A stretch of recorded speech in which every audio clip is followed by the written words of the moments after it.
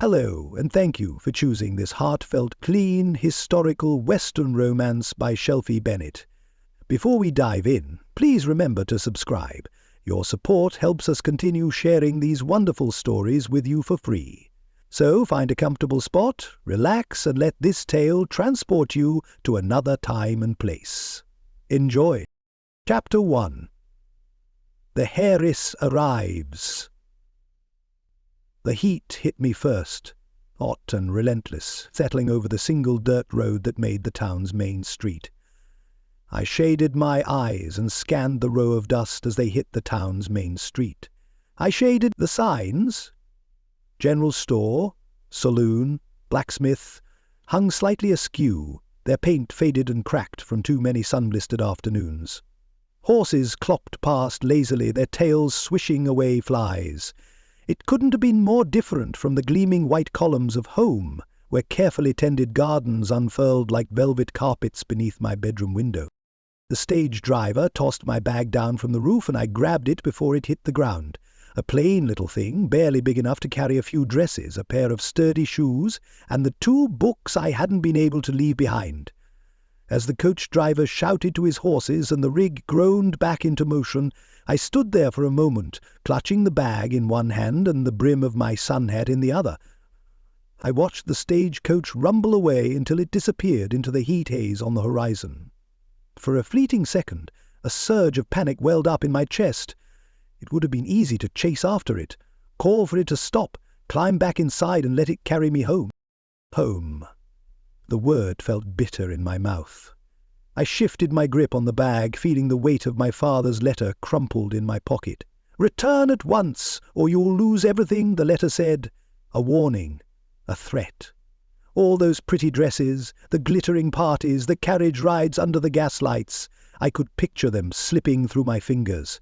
I'd made my choice. I'd left that life behind. I took a deep breath, lifted my chin and squared my shoulders.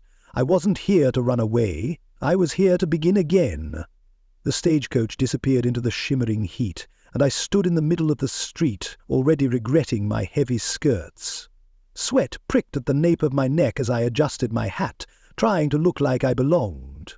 A few passers-by, men in wide-brimmed hats, women in simple calico dresses, glanced my way, more curious than unkind. I caught snippets of a piano playing in the saloon, the clink of bottles behind the bat-wing doors. Somewhere farther down the street, a hammer rang out steadily from the blacksmith's forge. And then I saw him. He was leaning against the rail outside the general store, arms crossed over his chest. He had the look of a man who spent his days under the sun, skin-kissed golden, hair dark and unruly beneath a dusty hat. His boots looked as though they'd been places, and the way he stood there, relaxed but alert, made me think he wasn't a man easily startled. He turned his head slightly, his gaze brushing over me like a warm wind. It wasn't the kind of look that lingered or ogled. It was more as if he was sizing me up, weighing whether I might be trouble. It lasted barely a second, but it was enough to make me fidget with my bag and wish I'd worn something that didn't scream newcomer. Then, just as casually, he tipped his hat. No smile, no nod. Just a brief tilt of the brim, and he turned away, boots crunching on the dirt as he strolled toward the saloon. I felt a flicker of irritation. No hello? No welcome to town? What kind of man didn't bother with the basic decency of a greeting? I lifted my chin and muttered under my breath, "Well, aren't you just the picture of hospitality?" But even as I huffed, I caught myself watching the way his shoulders moved beneath his shirt, the way the sunlight glanced off the edge of his jaw. I turned on my heel, forcing my attention back to the general store's porch. I wasn't here to notice rugged ranchers with a lack of manners. I was here for a new start. And that was that. The lantern over the general store's porch swung gently in the evening breeze, casting flickering shadows across the dusty wooden steps. The streets were quiet now, the shops long shuttered, and most of Silver Creek's residents tucked away in their homes. The borrowed book was tucked snugly under my arm in some sort of historical tome I'd promised to return promptly, when the clatter of hoofbeats jolted me to a stop. I turned in time to see a shadowy figure galloping away from the outskirts of town. The rider was fast, sure, and oddly quiet given the pace. The moonlight caught a silver revolver at his hip as he disappeared into the open plains, and I felt the strangest chill race down my spine. It wasn't the first time I'd heard of someone slipping out under the cover of darkness. In fact, the townsfolk had whispered plenty of tales about a lone vigilante. Some called him a troublemaker, others a necessary evil. But until now I'd thought of those whispers as just that, stories told to fill the silence around the evening fires. Could it be Gideon? The thought formed before I could stop it. I didn't know much about the rancher. He was a man of few words and fewer smiles, but something about him hinted at a life more complicated than raising cattle. And now, as I stood in the shadows of the general store, I couldn't shake the feeling that I had just glimpsed something more. I should have gone home. Any sensible person would have, but my feet didn't quite obey. Instead, they carried me in the direction of the rider. The cool night air nipped at my cheeks, and my heartbeat quickened. Not just from the exertion, but from something more. A thrill, almost. This was so unlike me, sneaking around at night, chasing shadows. I clutched the book tighter, as if it might somehow ground me, and picked my way along the edge of the road. I stayed far enough back that I doubted I'd be seen, but close enough to follow. As I moved farther from town, the distant sounds of crickets and the rustle of dry grass replaced the familiar hum of civilization.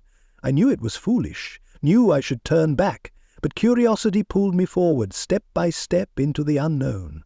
My boots crunched softly over the brittle grass as I followed the trail, the faint sound of the horse's gallop still fading into the night. The moon hung high and bright, casting long, eerie shadows that danced across the rolling terrain. After what felt like an hour, though it was probably only minutes, I spotted the faint outline of a building ahead. A barn, to be exact. It stood sturdy and solitary against the expanse, its weathered timbers barely visible in the moonlight.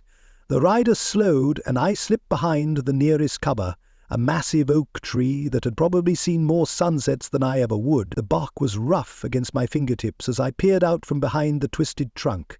I could feel my pulse drumming in my ears, every beat louder than the last. He dismounted, the horse's hooves crunching softly as it pawed the ground. The man reached into his saddlebag and pulled out a lantern, his movements deliberate and almost practiced. He raised the lantern high, casting a warm glow that cut through the darkness. For a moment, just a heartbeat, his face came into focus. Gideon! There was no mistaking him. That square jaw, the way his dark hair curled slightly at the edges beneath his hat, the steady determination in his gaze. He looked different, though. Not like the quiet, brooding rancher I'd seen in town. There was an intensity to him now, a purpose that sent a shiver down my spine. He disappeared into the barn, the lantern's light fading as he went inside. I couldn't move, couldn't breathe. Gideon Hayes, the man who barely acknowledged me in town, the man who could cut down a conversation with a single glance, the man who now, apparently, spent his nights sneaking off to secret barns in the middle of nowhere. What was he hiding? And why was it suddenly so hard to turn away? I waited a few more minutes, watching the barn as though it might reveal its secrets. But the door remained closed and the windows dark. There was nothing more I could learn by standing there. My curiosity was already gnawing at me, a relentless little tug in my chest. But I forced myself to turn back. As I walked away, the town lights barely visible in the far distance, my mind raced. Gideon? A vigilante? A thief? Something else entirely? I didn't know. I couldn't know.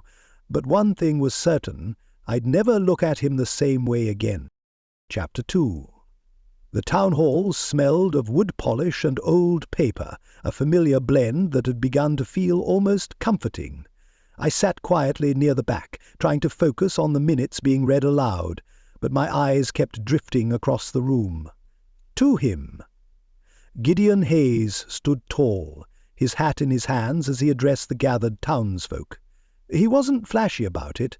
No raised voice, No dramatic gestures, just that low, steady rumble of a voice that somehow made everyone sit up a little straighter. His words were measured, clear, and practical as he explained the boundaries of his property and the reasons why his neighbouring rancher's claims didn't hold water. A few murmurs of agreement rippled through the crowd. No one interrupted him. No one doubted him. Not really.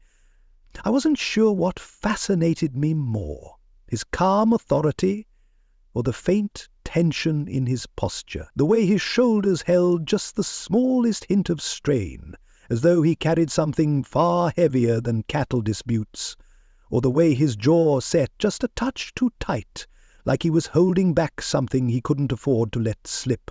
It made him seem more human than he'd ever allowed himself to be around me, and I couldn't stop watching.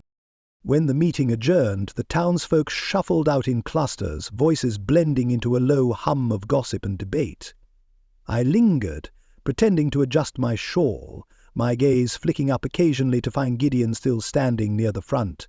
He caught me looking and started toward me. My stomach flipped, once, then twice. "You've got a habit of turning up where you don't belong," he said, his voice quiet but firm, when he reached me. No greeting, just straight to the point. Typical. "Excuse me?" I shot back, my brows lifting. "If anyone here doesn't belong, it's the man sneaking off to secret barns under the cover of night." The words tumbled out before I could think better of them, and I watched his mouth tighten. His eyes, dark, sharp, assessing, seemed to weigh every inch of me.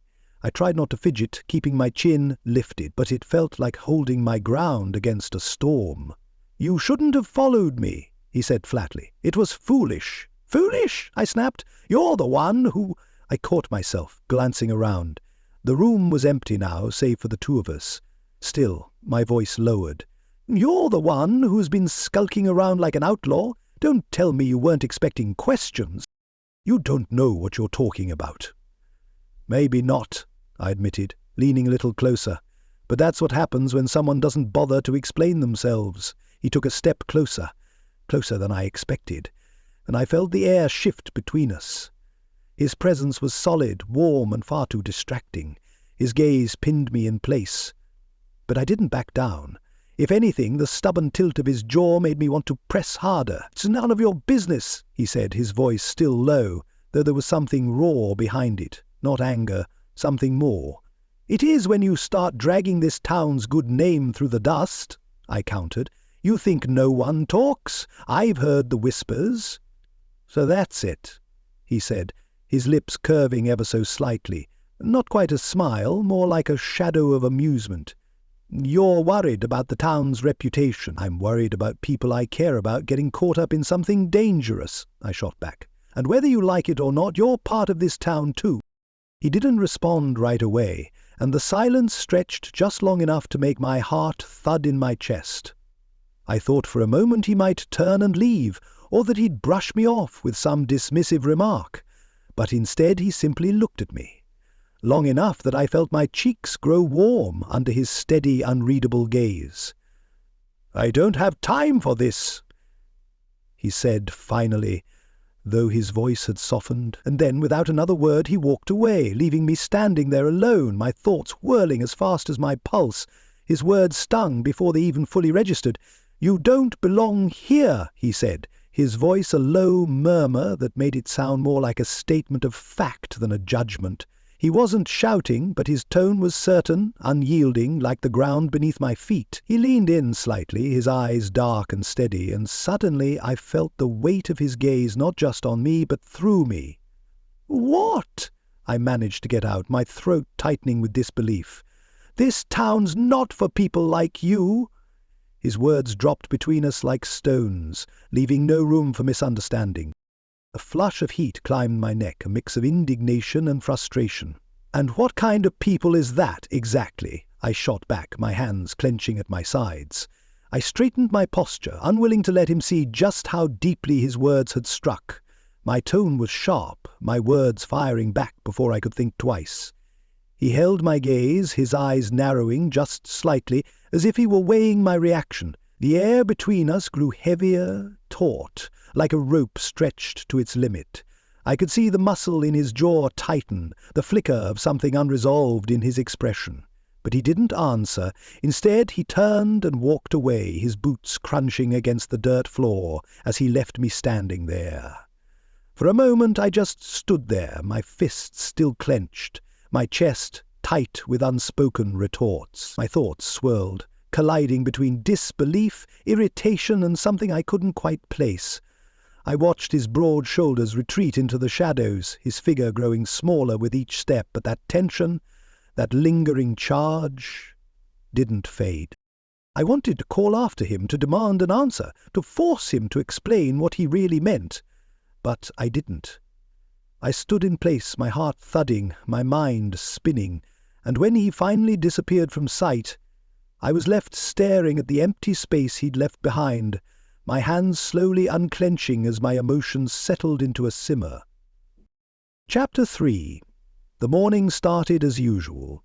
Children's laughter bounced off the schoolhouse walls, their chalky fingers raising clouds of white dust as they practiced their sums. The faint, familiar creak of the blackboard hung in the background. Then came the distant rumble of hooves, faint at first, like a bad dream waiting to break through. I thought nothing of it until shouting followed, sharp, ragged. A gunshot cracked the quiet air. I froze, the piece of chalk in my hand tumbling to the floor.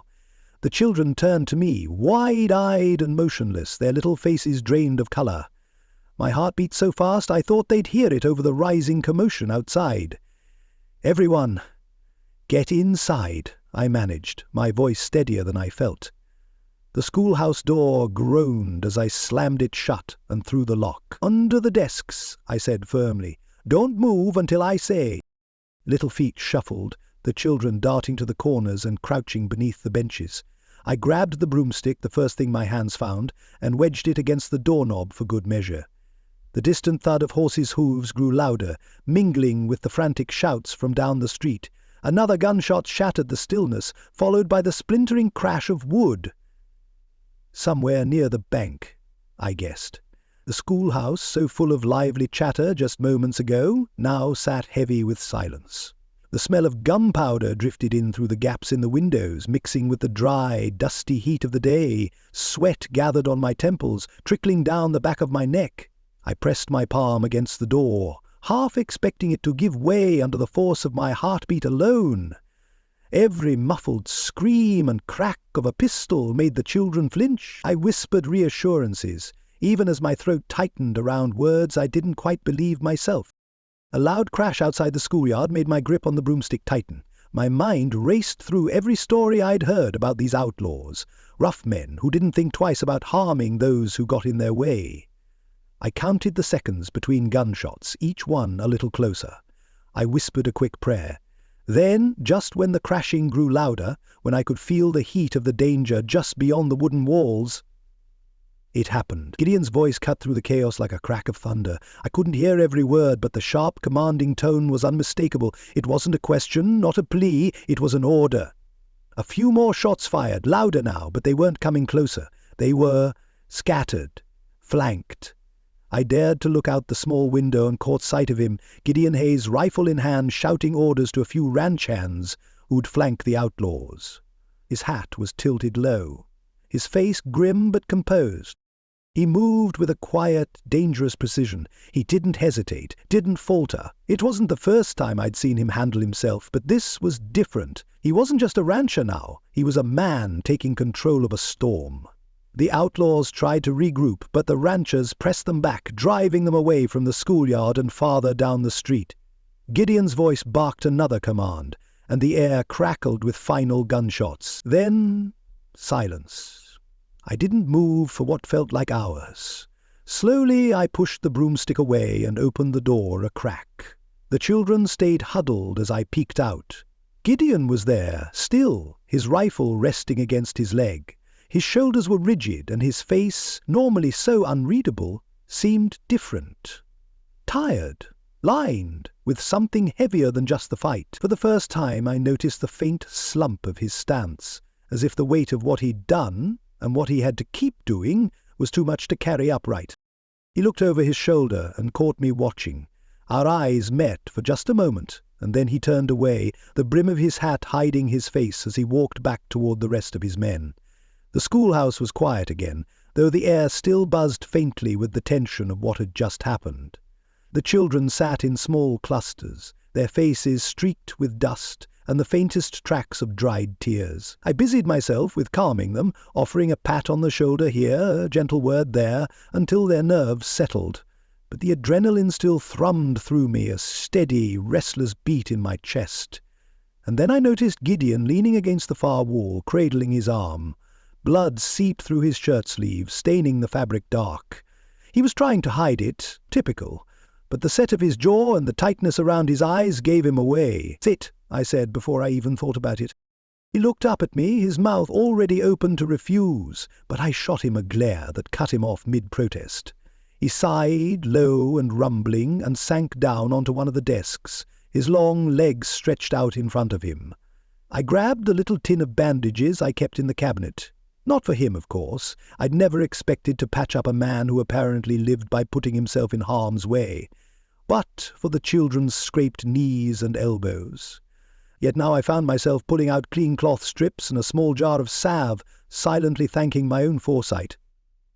"Hold still," I said, tugging at his sleeve. He didn't flinch, didn't even move as I tore the fabric away to get to the wound. A graze, messy but not too deep. I poured a bit of water from a basin and pressed a clean cloth to the cut, wincing as he hissed under his breath. "You could warn a man, you know," he muttered. Then I said, "I could," I said with a saccharine smile, "but you'd probably just grumble anyway." He glanced at me, his lips twitching as though fighting a smirk. "You're full of sass for someone who's never held a rifle, and you're full of yourself for someone who just got shot," I countered, pulling the cloth away to inspect the wound. It wasn't nearly as bad as I'd feared. A bit of salve, a firm bandage, he'd be fine. Probably fine enough to ride off into another mess by sundown, if I knew him at all. I worked in silence for a moment, winding the bandage around his arm. His skin was warm under my fingertips, and the faint smell of leather, sweat, and something woodsy clung to him. He was close, closer than we'd ever been before, and for the first time I noticed the little details, the faint line of stubble on his jaw, the way his dark eyes held a quiet intensity. My hands slowed as I tied off the bandage, and when I looked up I found him watching me. His voice softened, the rough edge fading. "Thanks," he said, barely above a whisper. I should have looked away then, gone back to fussing over the children or straightening desks, but I didn't. I met his gaze and held it, searching for something in his eyes that I wasn't sure I could name. The usual gruffness was gone, replaced by something quieter, something that felt raw and unguarded. My chest tightened. Then, just as quickly as it appeared, it was gone. He broke eye contact, straightened his shoulders, and stood. The moment we'd shared whatever it was slipped between us, unspoken. He adjusted his hat, nodded once, and walked out, leaving me there with a racing heart and the faint scent of him lingering in the room. Chapter 4. The barn smelled of fresh hay and warm horses, the faint scent of leather and saddle oil blending into the night air. The lantern hung low from a wooden beam, its light spilling unevenly over the stalls, over Gideon's tense frame as he leaned against a post. His hat was off, resting on a nearby barrel, and the shadows it left exposed sharp angles to his face that I hadn't noticed before. Or maybe I had, and I'd just pretended not to. I stood in the doorway, the chilly night air at my back, while my fists clenched at my sides. My voice shook, but I didn't care. "Why are you doing this?" I demanded. "Risking your life hiding in the shadows? Don't you see what it's doing to you?" He didn't look at me at first, just stared down at his hands. The knuckles were rough, worn from years of work, from holding reins too tight and a rifle too often. Finally, he glanced up, his expression unreadable, though his jaw tightened. "You don't understand," he said, his voice low, almost tired. "Then make me understand," I snapped, stepping further into the barn. The wooden floor creaked under my boots, but I kept going until I was close enough to feel the tension radiating off him. "Every time you ride out at night, every time you come back with blood on your shirt, I have to wonder if it's the last time. Do you think that's fair?" He straightened, his dark eyes meeting mine at last. "What I do, it's not about fair, Lucy. It's about making things right." "And what about you?" I shot back. "When do you get to stop? When does this end?" His gaze softened for a fraction of a second before hardening again. "It doesn't." That word hung between us, heavy and unyielding. It knocked the wind out of me more than I cared to admit. I took another step closer, lowering my voice. "You can't keep living like this. It's going to tear you apart." "Don't you see that?" He shook his head, a bitter smile tugging at the corners of his mouth. "I don't have the luxury of thinking about myself. Not in this town. Not with the people depending on me." "That's not true," I whispered. "You just don't want to let anyone in." His eyes narrowed, but he didn't reply. The lantern's light flickered, casting uneven shadows that danced across his face. I held my ground, trying to keep my voice steady even as my heart raced. "You don't have to carry all of this alone," I said, softer now. "You don't have to keep shutting everyone out." Gideon ran a hand through his hair, his shoulders slumping just a little. He looked like he wanted to say something, like the words were right there on the tip of his tongue, but instead he turned his back to me, grabbed a hat from the barrel and shoved it back onto his head. "Go home, Lucy," he said over his shoulder. His voice rough, his tone final. "This isn't your fight." I stayed where I was, watching as he walked to the barn door. My chest ached, but I refused to let it show. "If you won't tell me the truth," I called after him, "then don't expect me to stay out of it." He paused, his hand resting on the barn door frame. For a moment I thought he might turn around, that he might give me some kind of answer, but he didn't. The door creaked as it swung open, and he stepped out into the night without another word, leaving me in the glow of the lantern, surrounded by hay and silence. His words hit me like the crack of a whip, sharp and unexpected. "You think I want this?" he snapped, his voice low and rough enough to raise the hair on the back of my neck. Gideon stepped forward, his eyes blazing like a storm over the prairie. "You think I enjoy riding out every night, risking everything? I'm not the man you think I am. I'm not the hero in your story, Lucy." For a moment his words left me breathless. They hung in the air between us, heavy and bitter. It would have been easier, so much easier, to back down, to lower my gaze, to let him be. But I didn't. I couldn't. Instead, I straightened my shoulders, my pulse pounding against my ribs. "Then what are you?" I shot back, my voice steadier than I felt. "A man who hides behind a mask? Who pushes everyone away because he's too scared to let them see who he really is?" His jaw tightened, his hands flexing at his sides. The light from the lantern danced across his face, revealing the fine lines of weariness etched there. But even as his anger simmered, I saw something deeper, something vulnerable, something raw. I saw a man who'd been carrying the weight of the world for so long he didn't remember how to put it down. "You can call yourself whatever you want," I said, taking a step closer. "But I see you, Gideon. I see a man who's trying to do what's right, even if it costs him. A man who doesn't realize how much he has to offer, if only he'd stop shutting everyone out." His breath hitched, barely noticeable, but I caught it. His shoulders stiffened as if bracing for a blow, but his gaze held mine, fierce and unyielding. The moment stretched long and taut, the air between us crackling like a summer storm. "You don't know me," he said quietly, his voice hoarse. "Maybe not everything," I admitted, my tone softening. "But I know enough.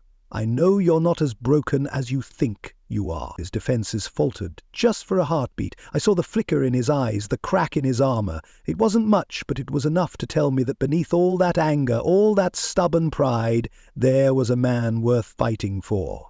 Gideon's voice dropped to a rough, quiet rasp as he stepped closer. His dark eyes bore into mine, intense enough to pin me in place. "You don't know what I've done," he said, low and strained. "What I've had to do." I didn't flinch. My heart hammered, but I held his gaze.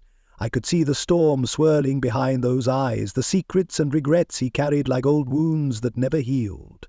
His closeness made the air feel heavier, charged with something I couldn't put into words. The faint, familiar scent of leather and wood smoke clung to him, and it only seemed to pull me further in. "I know what you can be," I whispered, barely more than a breath. I could hear my own heartbeat in the silence that followed, the chirp of distant crickets weaving through the tension. He was so close now that I could see the faint line of stubble on his jaw, the way his shoulders rose and fell with each heavy breath. For a moment, it felt like the whole world narrowed down to just this, just us. His eyes searched mine, as if trying to find something that might convince him, something that might change his mind, but whatever he was looking for, he didn't find it. He turned away abruptly, his shoulders stiff, the brim of his hat shading his face as he took a step back. The space he put between us was like a snap of cold air after a summer storm. He walked away without another word, leaving the barn door swinging gently in his wake. I stood there, still feeling the heat of his presence, still feeling the words I hadn't said caught somewhere in my throat. And when the cricket's song returned to fill the silence, it was louder than ever. Chapter 5. The air was sharp with tension, and the scent of gunpowder hung in the wind. The Baron's hired men spread out in a rough semicircle, their horses kicking up plumes of dust as they closed in on us. My fingers tightened around the reins of my mare, the leather slick in my grasp. Gideon sat stiffly in the saddle beside me, his rifle resting on his knee, his jaw clenched. The fading sunlight painted the scene in a dusky red hue, as if the land itself was bleeding. "You should have stayed out of this," Gideon muttered, his voice low and tight. "And you face them alone?" I shot back. My pulse raced, but I kept my tone steady. "Not a chance!" Before he could respond, the hired guns surged forward, shouting threats. The sharp report of a rifle cracked through the air, and Gideon jerked to the side. He managed to stay upright, but I saw his hand fly to his arm, blood seeping through his sleeve. I gasped, the sound more a hiss of breath than anything, and turned to him. "You're hit!" I exclaimed. "Stay focused, Lucy," he barked, his face pale but his voice steady. "They're still coming." But his wound shifted something inside me. That flash of red on his sleeve was all I needed to spur me into action. My heart was pounding, but my mind sharpened. I scanned the ranch, taking in the stacks of hay bales, the small paddock to the left, and the slope of the hill behind the barn. The terrain was more than just home, it was a weapon. I grabbed the attention of one of the ranch hands, a wiry man named Hank, who'd been lingering near the fence line. "Hank," I called out, gesturing wildly. "Get the others to circle back toward the barn. Use the hay bales as cover. Move now!" Hank nodded and bolted, shouting orders as he went. A handful of ranchers, armed with whatever they could find, pitchforks, shotguns, even a broken fence post, rushed to set up a makeshift defense. My pulse thrummed in my ears as I climbed down from my mare, crouching behind a stack of barrels. I felt the bite of fear clawing at me, but I refused to give it ground. Gideon was hurt, and these men weren't going to stop unless we made them. The ranch hands sprang into action, weaving between the barns and corrals. Hank's men blocked the attacker's advance, while I shouted directions, urging everyone to hold their ground. The Baron's men hesitated when they saw the resistance, their charge faltering. It wasn't just Gideon standing against them now, it was a whole community, galvanized by the sight of their leader, wounded but unbowed. Gideon's voice cut through the chaos, rough and commanding. "Push 'em back! Don't give an inch!" I glanced his way and saw him, pale but resolute, shouting orders even as blood streaked his arm. There was something unshakable about him in that moment, a man fighting not just for his land but for all of us. His courage was infectious. I couldn't help the small surge of pride and something else that twisted in my chest, something warmer, fiercer. The Baron's hired men, clearly unused to such resistance, began to scatter. A few turned and rode off into the gathering twilight, the rest following in disorganized retreat. Gideon's men, no, our men, chased them to the edge of the ranch before pulling back, their shouts ringing with triumph. As the dust settled and the last of the riders vanished into the horizon, I sank to my knees behind the barrels, my hands trembling as the adrenaline began to wear off.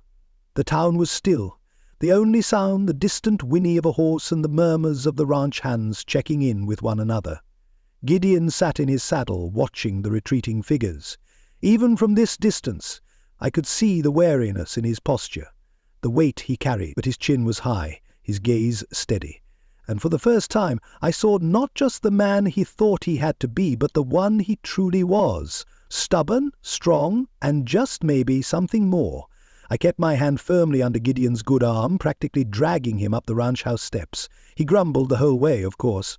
"Lucy, I can walk," he muttered through gritted teeth. "And I can cook," I said. "But we both know some things are better left to someone more qualified." That earned me a sharp glance. "I don't recall you ever offering to cook." I smiled sweetly. "Exactly." When I pushed open the door, he hesitated on the threshold. Maybe it was the pain in his arm, maybe it was just his pride, but for a second he looked like a man facing a firing squad instead of a warm, safe house. I didn't give him the chance to argue, though. I nudged him inside, guiding him toward the chair by the hearth. "Sit! Stay! Don't argue," I said, pointing him into the seat. He scowled, but the moment he eased himself down, his shoulders slumped, the fight draining out of him. I went straight to the cupboard for bandages, salve, and water, moving as fast as I could. The tension from the battle still hung heavy in the air, and every so often the image of Gideon falling off his horse flashed in my mind, sending a chill through me. When I finally knelt by his chair, the faint flicker of the hearth cast soft light over his face. He looked older in that moment, lines of pain and exhaustion creasing his features. His shirt was torn, the fabric darkened by blood at the sleeve. I worked carefully, soaking a cloth and pressing it to the wound, trying not to think about how close this had come to ending so much worse. "You've got a knack for bossing people around," he muttered as I tied off the bandage. "And you've got a knack for ignoring your own limits," I shot back, though my voice softened as I spoke. "If you think I'm going to let you bleed out just to protect that pride of yours, you're wrong." He met my eyes then, something unspoken passing between us. His hand brushed mine, a fleeting touch, and I swore I could feel the heat of it all the way up my arm. For a long moment we sat there in silence, the only sound the faint crackle of the fire and our breaths mingling in the quiet. I wanted to say something, anything, but I couldn't find the words. His gaze dropped, and he leaned back, breaking the spell. "Thank you," he said, so low I almost missed it. I nodded, my throat too tight to respond, and turned to tidy the bandages instead. The next day the town began picking up the pieces. I saw it when I went to fetch supplies at the general store. The saloon's shattered window was being replaced, the schoolhouse roof had a patch of new shingles, and the streets, though still dusty, had an air of renewed purpose. People greeted each other warmly, exchanging smiles instead of wary glances. It wasn't just the buildings being fixed. It was something deeper. The spirit of the place felt lighter, stronger. When I stepped inside the store, the owner gave me a broad smile. "Never thought I'd say it, but I owe that rancher of yours a drink. Might even make it a double." "Not my rancher," I said automatically, though the warmth in my cheeks said otherwise. He just chuckled. "Well, whatever he is, you tell him thanks. And yourself too. We'll be stronger after this, I reckon." Outside I noticed folks stopping to talk to Gideon. He stood tall, the sun catching on his hat's brim, and even though his arm was still in a sling, his presence seemed to set people at ease.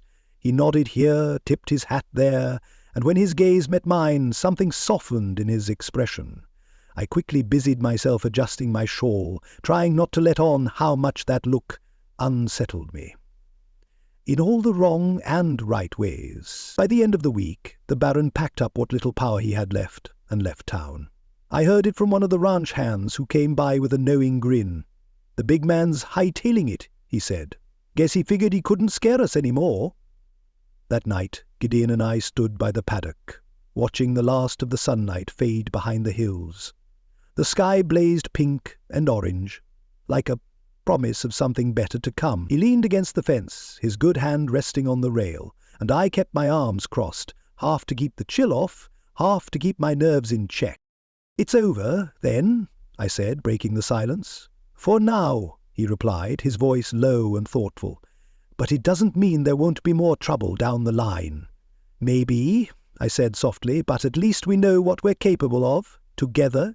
He turned to look at me, the faintest smile ghosting across his lips. "Guess I underestimated you." "Only took you a few life-threatening situations to figure that out," I said lightly. though my heart skipped at the warmth in his tone. We stood there as the colours faded from the sky, a comfortable silence stretching between us. For once I didn't feel the need to fill it. There was something solid, something sure in that moment. It wasn't perfect, not by any means, but it was real. Chapter 6.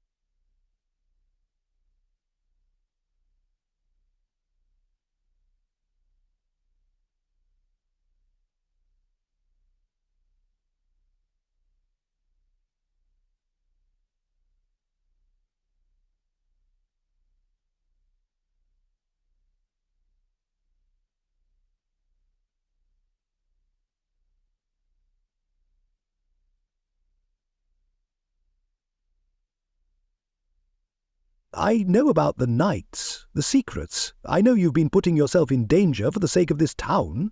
He didn't move at first, just tipped his head forward as if the weight of the words had landed squarely on his shoulders. Then he turned slowly and met my gaze.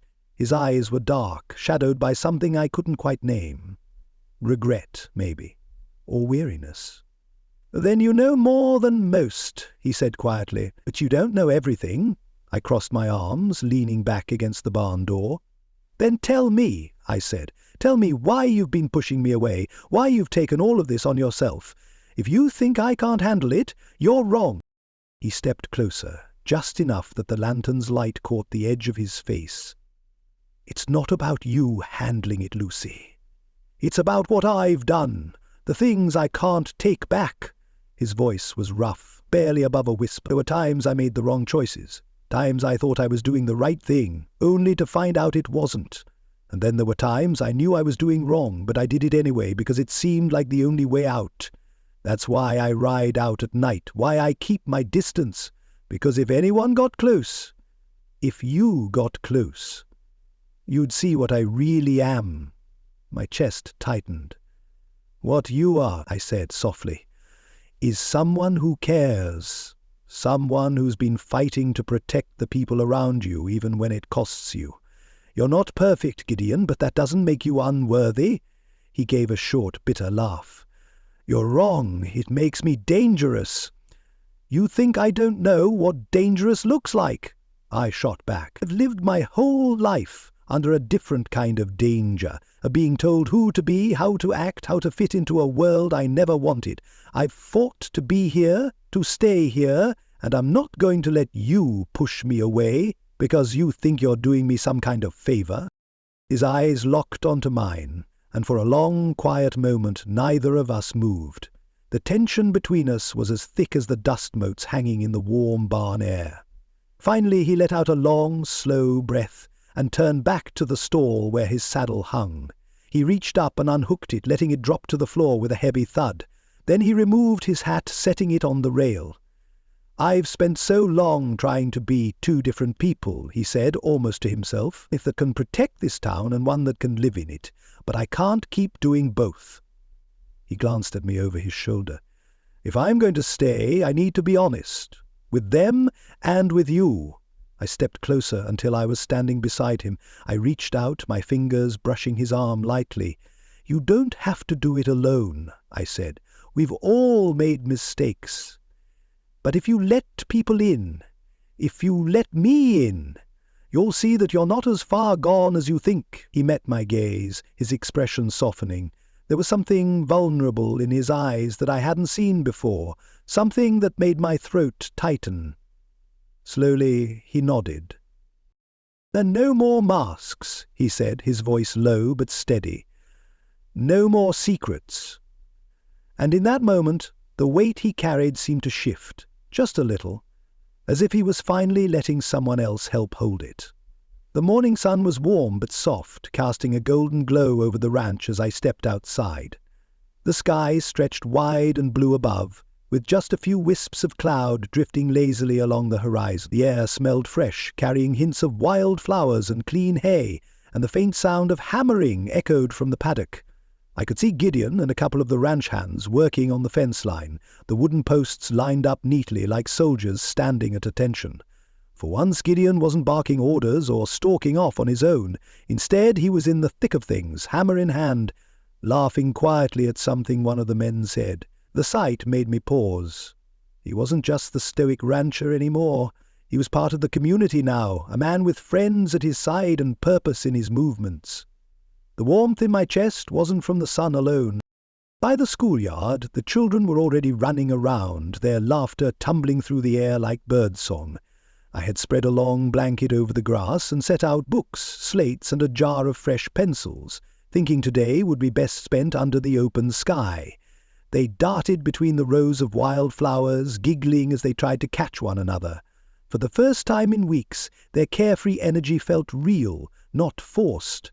As the schoolhouse stood tall in the background, its roof repaired, its windows sparkling in the sunlight, seeing it whole again was like seeing a part of myself restored. When I called the children back to the blanket, they came tumbling in like a wave, faces flushed, eyes bright. I passed out slates and smiled as they set to work, still chattering about the flowers and the dragonflies they'd chased. It wasn't just a lesson today. It was a reminder of what we'd all fought for, a place to learn, to grow, to hope. Later that afternoon, as the sun began its slow descent, I wandered toward the gate that marked the edge of the property. There was a gentle hum of crickets in the grass, the first whispers of evening rising around me. I didn't expect to find Gideon there, but when I rounded the corner, there he was. His shirt sleeves were rolled up, his hands resting lightly on the gate, and his gaze turned toward the horizon. He must have heard my footsteps, because he glanced over his shoulder, a small smile tugging at the corners of his mouth. I stopped a few steps away, hesitating. For a long moment neither of us spoke. The world seemed to hold its breath. Then I stepped closer, and he turned to face me fully. When my hand brushed his, I felt the faint, rough texture of calluses against my fingers. His touch lingered just a second longer than I expected. I met his eyes, and whatever words I'd been thinking of saying melted away. There was no need. I could see it in the way he looked at me, steady and sure. I could feel it in the warmth of his hand, the quiet strength in the way he didn't pull away. We turned together, our steps unhurried as we started back toward the house. The land stretched wide around us, rich and solid, and for the first time in a long while it felt like home. Not just for him, not just for me, but for us.